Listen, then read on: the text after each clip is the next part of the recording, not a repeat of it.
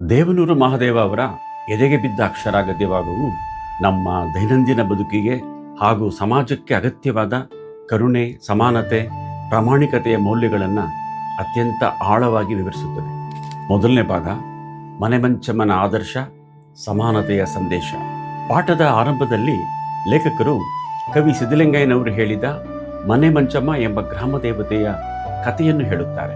ಒಂದು ಊರಿನ ಜನರು ಸೇರಿ ತಮ್ಮ ಊರಿನ ದೇವತೆಯಾದ ಮಂಚಮ್ಮನಿಗೆ ಒಂದು ಗುಡಿ ಕಟ್ಟಲು ಶುರು ಮಾಡುತ್ತಾರೆ.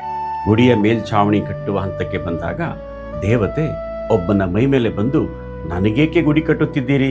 ನಿಮ್ಮೆಲ್ಲರಿಗೂ ವಾಸಿಸಲು ಸ್ವಂತ ಮನೆಗಳು ಇವೆಯೇ ಎಂದು ಕೇಳುತ್ತಾಳೆ.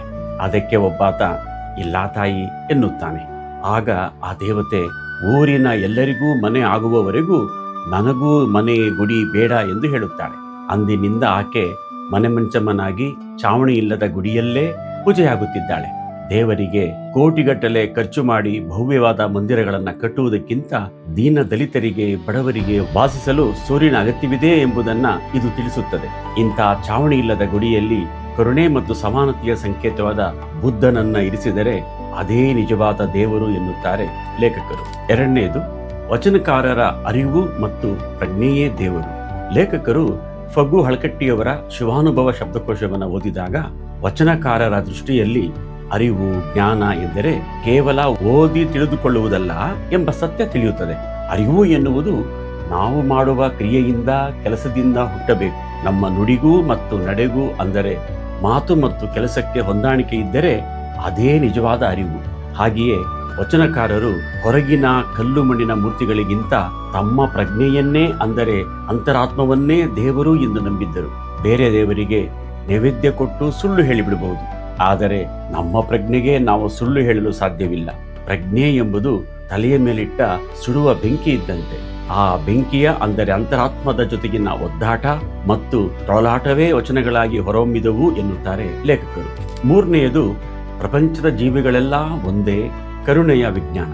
ಬುದ್ಧನ ಕರುಣೆಯನ್ನು ವಿವರಿಸಲು ಶಿವಮೊಗ್ಗದ ಮನೋವೈದ್ಯರಾದ ಡಾಕ್ಟರ್ ಅಶೋಕ್ ಪೈ ಅವರ ಒಂದು ಮನೋವೈಜ್ಞಾನಿಕ ಸಂಶೋಧನೆಯನ್ನ ಇಲ್ಲಿ ನೀಡಲಾಗಿದೆ. ಒಂದು ಕೋಣೆಯಲ್ಲಿ ಕೆಲವರು ಕುಳಿತು ಟಿವಿ ನೋಡ್ತಿರ್ತಾರೆ. ಪಕ್ಕದ ಕೋಣೆಯಲ್ಲಿ ಆ ಟಿವಿಯ ಅರಿವಿಲ್ಲದೆ ಕೆಲವರು ತಮ್ಮಷ್ಟಕ್ಕೆ ತಾವೇ ಮಾತನಾಡ್ತಿರ್ತಾರೆ. ಟಿವಿಯಲ್ಲಿ ಯಾವುದಾದರೂ ಕೊಲೆಯ ದೃಶ್ಯ ಬಂದಾಗ ಟಿವಿ ನೋಡುವವರಿಗೆ ಉಂಟಾಗುವ ದುಃಖ, ಭಯದ ಭಾವನೆ ಪಕ್ಕದ ಕೋಣೆಯಲ್ಲಿರುವವರಿಗೂ ಅದೃಶ್ಯವಾಗಿ ತಟ್ಟಿ ಅವರ ಮನಸ್ಸು ದೂಡಗೊಳ್ಳುತ್ತದೆ. ಹಾಗೆಯೇ ಟಿವಿಯಲ್ಲಿ ನೃತ್ಯದ ದೃಶ್ಯ ಬಂದಾಗ ಇವರ ಸಂತೋಷ ಪಕ್ಕದ ಮನೆಯವರನ್ನು ಸಂತೋಷಗೊಳಿಸುತ್ತದೆ. ಇದರ ಅರ್ಥ, ಯಾವ ಜೀವಿಯೂ ಒಂಟಿಯಲ್ಲ. ಪ್ರಕೃತಿಯಲ್ಲಿನ ಒಂದು ಜೀವಿಯ ದುಃಖ, ಕಷ್ಟ, ನಲಿವು ಇಡೀ ಜೀವಸಂಕುಲವನ್ನ ತಟ್ಟುತ್ತದೆ. ಮನುಷ್ಯರೆಲ್ಲರೂ ಒಂದು ಕಣ್ಣಿಗೆ ಕಾಣದ ಭಾವನಾತ್ಮಕ ನಂಟಿನಿಂದ ಬೆಸೆದುಕೊಂಡಿದ್ದಾರೆ ಎಂಬುದನ್ನ ಇದು ಸಾಬೀತುಪಡಿಸುತ್ತದೆ. ನಾಲ್ಕನೆಯದು ನಿಜವಾದ ಜಾಗತೀಕರಣ. ಇಂದು ಪ್ರಪಂಚವು ಕೊಲೆ, ಸುಲಿಗೆ, ದ್ವೇಷ, ಅಸೂಯೆಗಳಿಂದ ನರಳುತ್ತಿದೆ. ಇದರಿಂದ ನಮ್ಮೆಲ್ಲರ ಒಳ ಮನಸ್ಸಿಗೆ ತೀವ್ರವಾದ ಗಾಯವಾಗಿದೆ. ಮನುಷ್ಯರಾದ ನಾವು ನಮ್ಮೊಳಗೆ ಮೂರ್ಛೆ ಹೋಗಿರುವ, ಅಂದರೆ ಮಲಗಿರುವ ಕರುಣೆಯನ್ನ ಮತ್ತೆ ಎಚ್ಚರಿಸಬೇಕಾಗಿದೆ. ಕರುಣೆಯ ಆಧಾರದ ಮೇಲೆ ಎಲ್ಲರನ್ನೂ ಸಮಾನವಾಗಿ ಕಾಣುವ ಎಳೆಯನ್ನ ಹಿಡಿದುಕೊಂಡು ಜಗತ್ತನ್ನ ನೋಡಬೇಕು. ಅದೇ ನಿಜವಾದ ಜಾಗತೀಕರಣ ಎಂಬ ಅದ್ಭುತ ಸಂದೇಶವನ್ನ ದೇವನೂರು ಮಹಾದೇವ ಅವರು ನೀಡಿದ್ದಾರೆ.